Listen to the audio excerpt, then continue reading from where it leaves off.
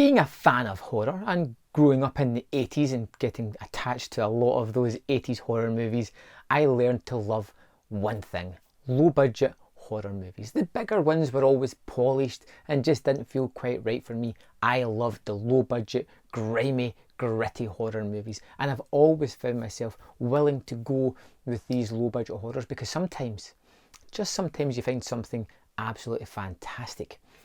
When the film opens up, we're introduced to these four characters, three guys and a girl who we don't really learn too much about, and to be honest, it doesn't really matter. They're just people there to be carved up, hunted down the rest of the movie. They seem to have this Halloween ritual that sounds super fun. They like to find a kid, one that they've been picking on every year, and basically just beat the crap out of him because he has special needs, because he's not the same as everybody else.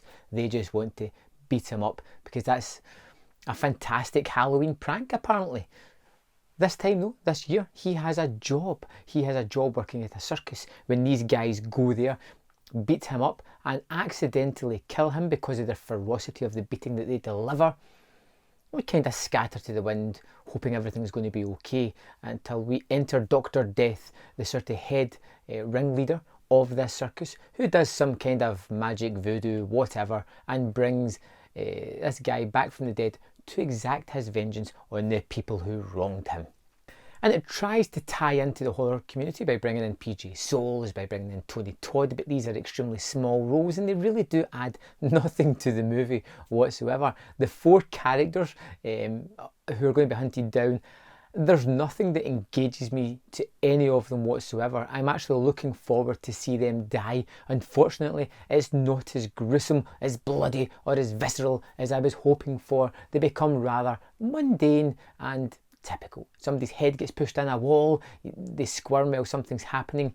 Cut to the bad guy holding a spinal cord or something.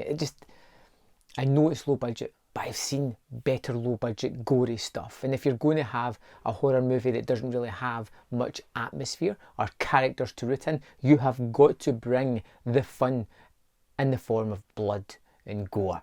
Give me something to latch onto. I liked the look of the colour. I thought it was kind of squelchy, wet, horrible looking, and it was a nice idea, but I'm really grasping at straws if I want to pull things out that I enjoyed about this movie. It looks like a world that's devoid of people. There only seems to be a handful of folk, probably down to budgetary reasons because they only had a couple of locations and a few actors in which to populate these locations.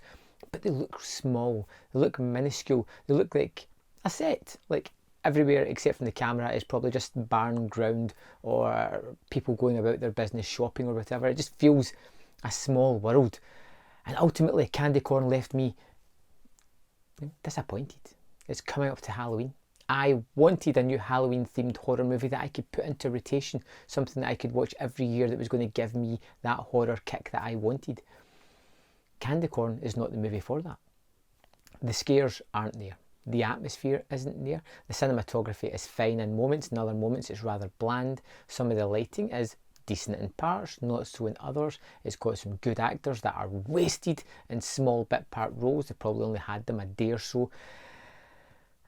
And it just doesn't hit the gore quota that I wanted. This was a movie that left me wanting more. No, left me wanting anything other than what I saw on the screen. This was something that I probably won't think about again, and I cannot suggest to you guys. If you happen to see Candy Corn, you like it, hate it, whatever, let me know in the comment box your thoughts on this Halloween horror, and I'll see you next time on Man vs Film.